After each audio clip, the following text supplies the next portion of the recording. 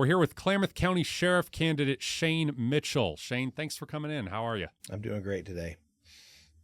I wanted to start by giving you a chance to essentially tell your story. Who are you and what has led you to this point? Well, I'm, like you said, Shane Mitchell, born and raised here in Klamath County. I'm 50 years old. I've got a wife, 2 daughters, and 3 grandchildren.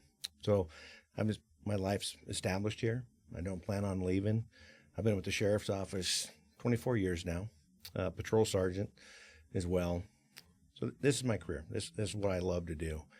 I like helping people, finding problems and finding a solution for that. So I'm also an enrolled tribal member here in Klamath County, so my ties are here. My family is born and raised here, so I'm not going leaving anytime soon. This is a question from one of our Facebook followers. Describe a time when you've had to overcome a hardship in your life and how that experience will help you if you become sheriff. It's kind of an open-ended question because you're asking like a hardship. What kind of hardship are we looking at? Patrol-wise, family-wise, anything specific on that? That's the question. I mean, it's up to you. A hardship. Yeah, probably the hardest thing I've ever had to deal with is when I lost my father. And he was a mentor to me. I looked up to him. He raised me with morals and respect. When I lost him, you kind of have to move on to other people, see who you go to. But one thing that when I lost him, he had a massive heart attack. When I came back to work, the very first day back to work, I had the same scenario with an individual that went to the hospital, was sent home, and had the same massive heart attack. So I had to deal with that, the same aspect. So that was probably one of the biggest hardships, and I had to deal with it, the work, when I came back the very first day. But you have to keep going. Running for any kind of office is a pretty major undertaking. Was there a catalyst or a tipping point that solidified your decision to get into this race? So this was never planned for me to run for office. Through my career, well, within the last few years, I've had several people coming to me, you need to run for sheriff. You've always done everybody right. Everybody respects you. So I just kind of hemmed on it, and we just kind of made a joke of it. No, that's not me. And things happened throughout the last year and a half, 2 years within the office. Then the candidates that were running for sheriff, I had candidate supporters. I had employees from my office coming to my house, sitting at my kitchen table, asking me to run for sheriff. So talked with my family, not as well as my mother and my brothers and sisters, and said, this is going to be a big ordeal. It doesn't just start with me, because it's going to go on to my other family too if people aren't happy with what I'm doing.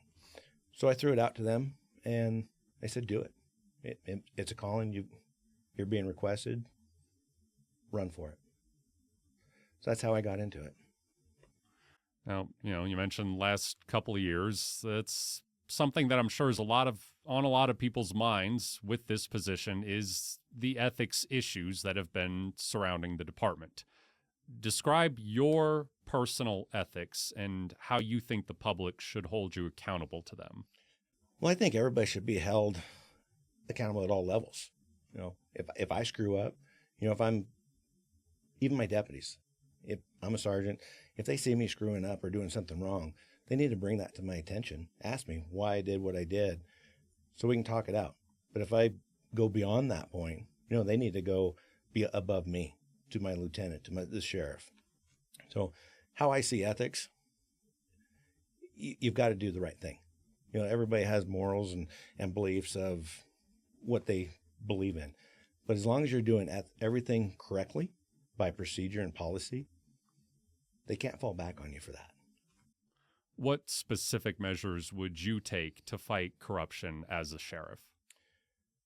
You got to hit it right at the point. Right as soon as it starts, you can't wait for it. Because if you wait for it and you just let it go down the road, it just drags on and creates more issues. So if something's occurring, it needs to be brought to the attention right then and there.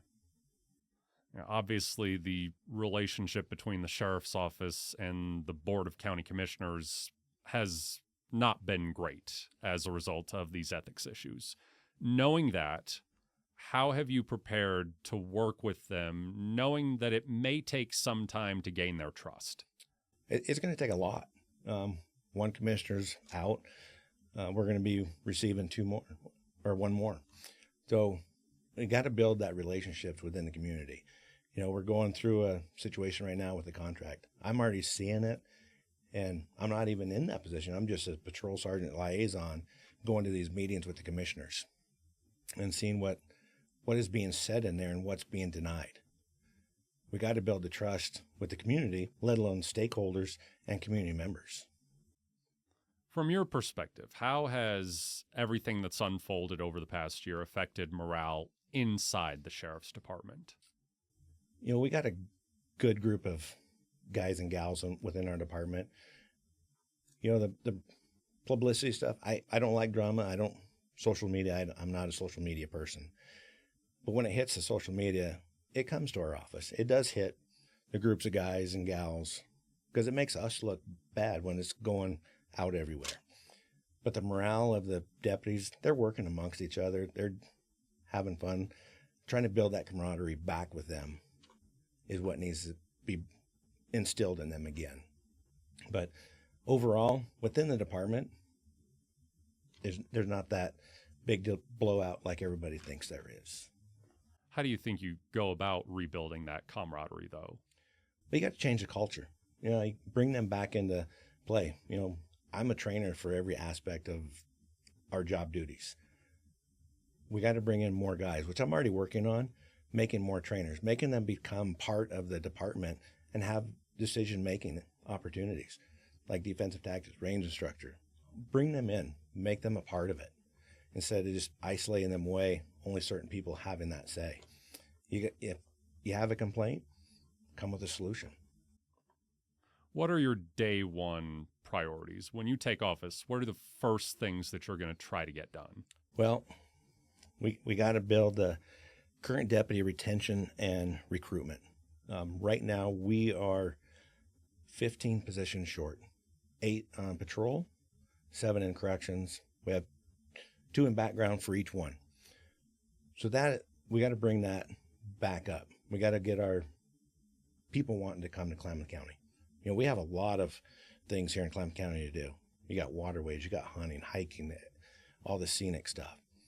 We got to get our office out of the limelight of being where we were, make it a positive place for everyone.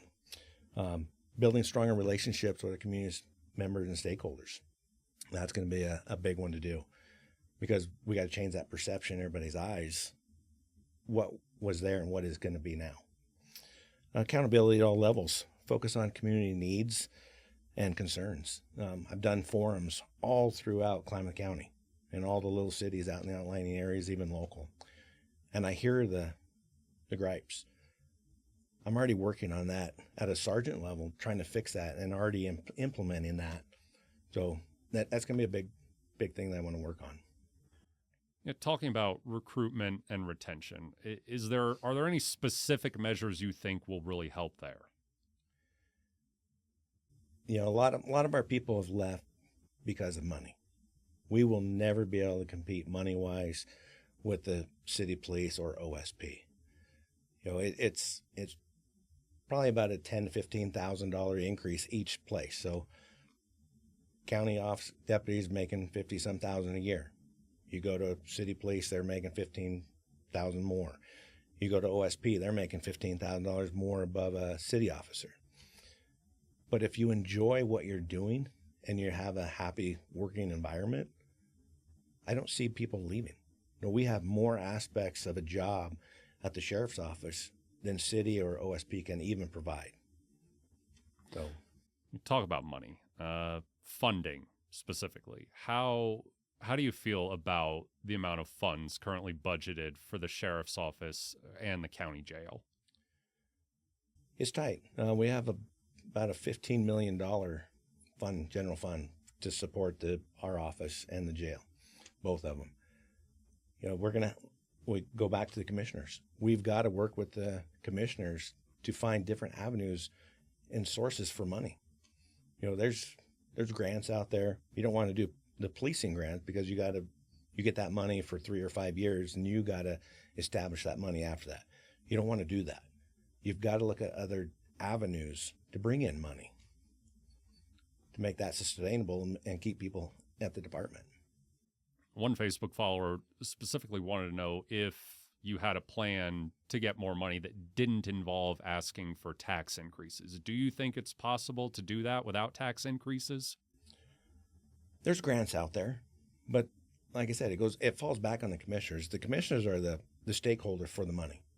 They know what is coming in, what can be shifted around on the tax base, right? Where it can be revenued from.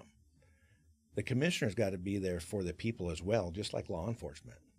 So they should be working with us to create that. Another follower wanted to know about budgeting. What is your plan for budgeting to be sure that the funds given to the sheriff's office are being spent for the benefit of the community? So it's kind of fallen into the patrol deputies and corrections. Well, that falls back under, right now, like I told you, we're 15 positions short. The money is there to fund those positions.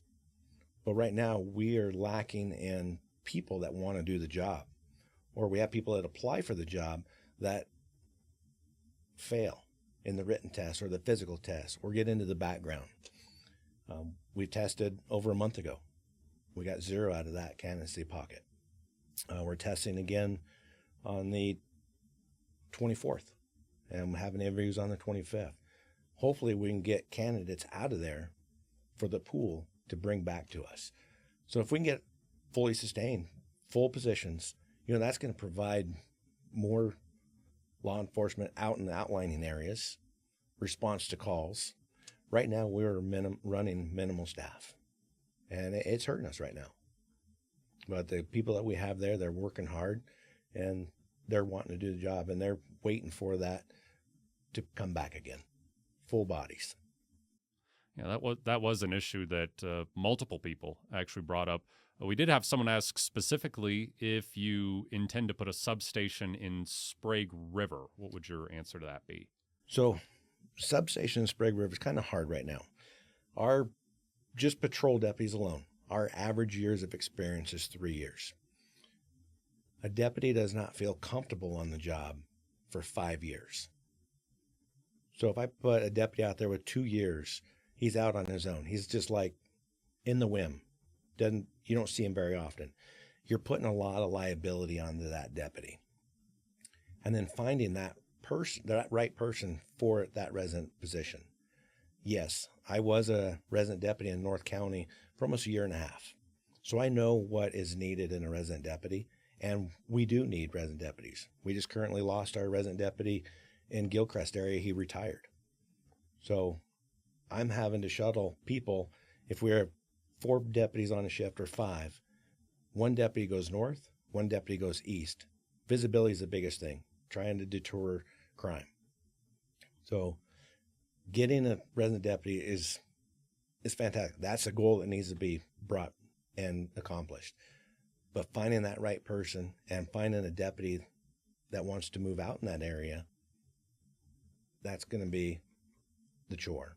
But right now, we are, and I've said it in my forums, visibility, I'm telling them, I'll get you deputies out in there so they're seen. I'm currently doing that now at a sergeant level. A few more Facebook questions. How do you feel about people's right to open carry for self-defense? It's a Second Amendment right. Everybody has the right to carry firearms on their sides to protect themselves.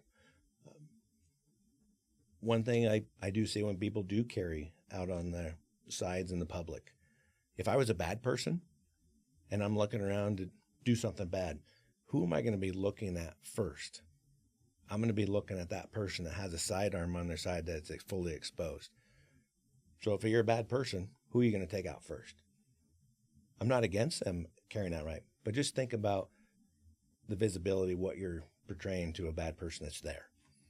And usually, if something happens in the public, the bad person's taken out by a civilian a lot of times before we get there. So, you got the right to bear arms and protect yourself and the people around you. Where do you stand in regards to water rights? So water rights, Klamath County, we've had struggles for many, many years with water. I have water rights on my own property. My family relies on water rights for farming and ranching as well. So we got to be able to regulate water to the farmers, ranchers. There's got to be a happy medium between the water bureau, the tribe, and the farmers. Everybody needs it. So we've got to be able to figure out a way to work together with everybody. What is your plan for the homeless and drug issue that seems to be worsening in Klamath County? So good thing about that, just September 1, the deflection program came into play. It's a non-classified misdemeanor crime. So now if you are in possession of methamphetamines or drugs, it is a criminal matter, but it's a deflection process, which we're going to have to go through. Basically, if you're caught with it, you're given a citation. Your drugs are seized, you're sent through the court process. At that point, you're either eligible for deflection program, which is going to get you counseling or so forth that you have to go through. If you're not eligible, then it goes back to the DA's office and then constitutes a crime. A lot of people that we are contacting right now, they don't fit in for that deflection program. So I keep my deputies right now. I'd say over 90% have never worked drugs because they're so new into the field. When they decriminalized drugs, they didn't look for it. They are out there looking for them drugs now, trying to get them off the street, get them into the system again. Homeless within the urban growth boundary, I do it. I ask my deputies as well. If you see a homeless person setting up camp, go contact him. Keep him moving. Deter him. Get him out of our county. Just keep hounding them. Pretty soon, they got drugs on them. They're not going to want to stay here if they keep having police contact. They get out. If we have to push them to another county, so be it. What's something that, or what have you personally experienced as a law enforcement officer that you would like to put a stop to or change as sheriff? Stop to or change? Change, I'd like to go back to digital redoing our reports. We used to sit in our car on a recorder, dictate our reports. We were in and out in 5-10 minutes. We take so many reports now. A deputy is in the office, hour, 2 hours typing. If we went back to dictating, we could be in and out, plug it in our car, go back to the office, download it, be out in minutes. That's one thing I would like to bring back. Get more visibility out, get the deputies out of the office, out doing what they're supposed to be doing. We just brought it back up again, the drugs. We've got to, and this comes from the state, from Salem. They've got to go back to criminal drugs, make it illegal again, because what you see what's happened to our county alone, not just our county, but other counties. When they decriminalized it, we lost that fight on the drugs. But if we make it a criminal again, I think with consequences, the crime should go back down. But it's going to take time. One issue that I'd like to cover is wildfires. More than 1.9 million acres have burned across the state this year, which is the most in recorded history. There have been several fires in Klamath County, including one recently near Chiloquin that destroyed 8 homes. How would you ensure that the Sheriff's Department is prepared to respond and help manage these fires, including being a resource for residents who are affected? So we are in the forefront of that. So if we get a fire call, deputies are immediately responding to that fire because we're there for the people. We're going to have to evacuate them. We're going to have to block off roads to get the fire trucks in there, so forth. And then we have to patrol after the fact for looters. So we're there to assist them. We got search and rescue that helps us. CERT, which hasn't been used for quite a while. It's just like the volunteers. They can also assist in blocking roads, helping us go from house to house. So we bring in people to help us do that, just patrol deputies, because we're so short-handed. We'll utilize OSP, Forest Service, BLM. So we're the forefront for that. We're going to it no matter what. That is the extent of our questions, but we'll let you have the final word. Is there anything else that you want to say to voters before they fill out their ballots? No, just